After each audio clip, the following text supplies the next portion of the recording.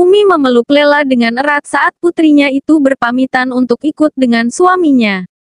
Wanita dengan tubuh renta itu tak kuasa menahan tangisnya karena akan ditinggalkan oleh sang putri.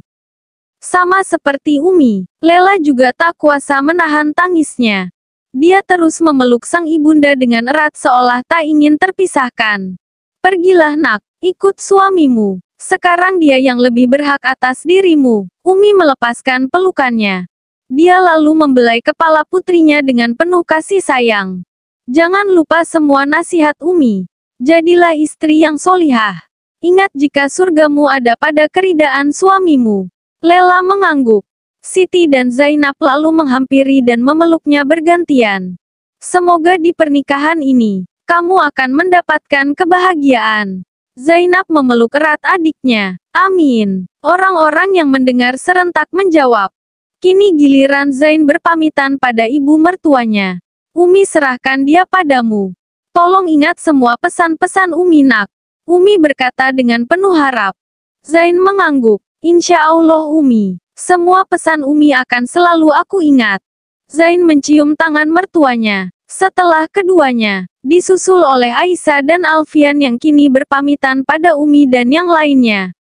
Setelah itu mobil keduanya lalu beriringan meninggalkan halaman parkir pondok pesantren. Umi dengan dipapa oleh Siti juga Zainab kembali masuk ke dalam rumah.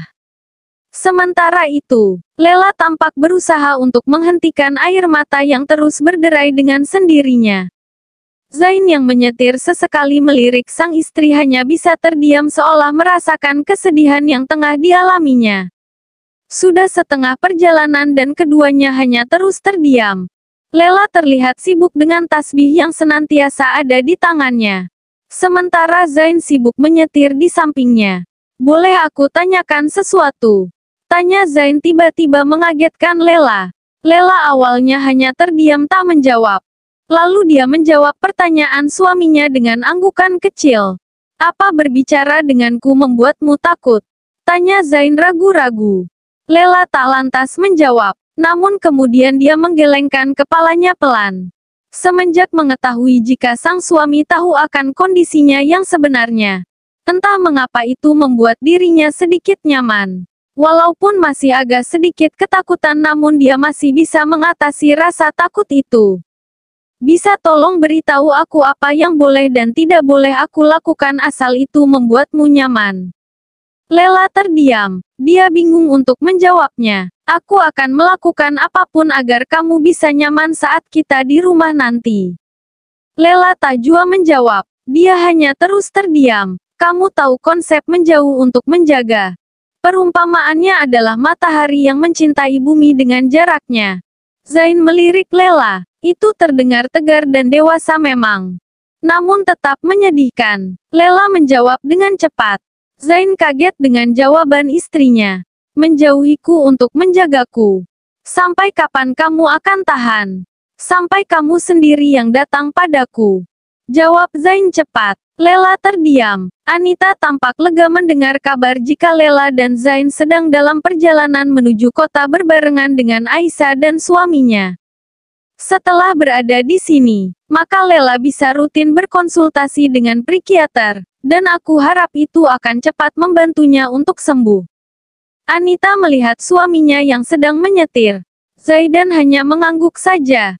Karena sebenarnya dia sedang mengingat kembali ketika dulu dia sering melihat Lela disiksa oleh suaminya sehingga dirinya berpikir jika wajar saja Lela mengalami trauma yang berat akibat dari penyiksaan itu. Suaminya dulu menyiksanya dengan sangat kejam. Lela pernah bercerita jika setiap malam dia selalu disiksa dan dianiaya suaminya hanya karena kesalahan kecil saja. Bahkan bisa saja tanpa sebab dan alasan dirinya disiksa begitu saja. Lanjut Anita lagi dengan kesal. Wajar saja jika ketakutan Lela muncul jika dia berada dalam satu ruangan dengan laki-laki di malam hari. Hal itu pasti mengingatkannya pada saat dia disiksa dulu. Anita mengingat kejadian tadi malam. Dasar psikopat. Laki-laki kejam. Tidak berperasaan. Anita terlihat semakin geram dan kesal ketika teringat kembali wajah Amar. Mantan suami Lela. Tiba-tiba Zaidan memegang tangan istrinya, membuat Anita kaget dan langsung melihat suaminya. Ketika keburukan orang lain ditunjukkan kepada kita, bukan untuk kita gunjingkan, tapi untuk kita pelajari agar kita tak melakukan keburukan yang sama. Zaidan menghentikan mobilnya karena kini mereka telah sampai di parkiran klinik. Dia lalu menatap wajah sang istri. Keduanya saling menatap mesra. Aku yakin jika kamu tak akan pernah melakukan hal itu, ucap Anita sambil terus menatap sang suami. Kamu adalah suami yang baik. Suami yang sikap dan ucapannya selalu lemah lembut. Yang tidak pernah berkata dan bersikap kasar padaku. Zaidan tersenyum. Dia lalu semakin mendekatkan dirinya pada sang istri kemudian mengecup keningnya perlahan dan cukup lama. Kening adalah saksi ketaatan kita kepada Allah sebagai alat perantara tunduk makhluk pada Sang Penciptanya dan bagi seorang suami mencium kening istri adalah sumber semangat dan ketenangannya dalam mencari nafkah dan menjalani hari. Ucap Zaidan sambil membelai pipi istrinya. Anita lalu tersenyum sambil mengambil tangan kanan suaminya. Dia lalu mencium punggung tangan suaminya cukup lama. Dengan tangan ini suamiku bekerja mencari nafkah. Lewat ciuman ini aku menitipkan doa agar Allah menjaga kasih sayang suami dan tidak membawa pulang apa yang bukan haknya.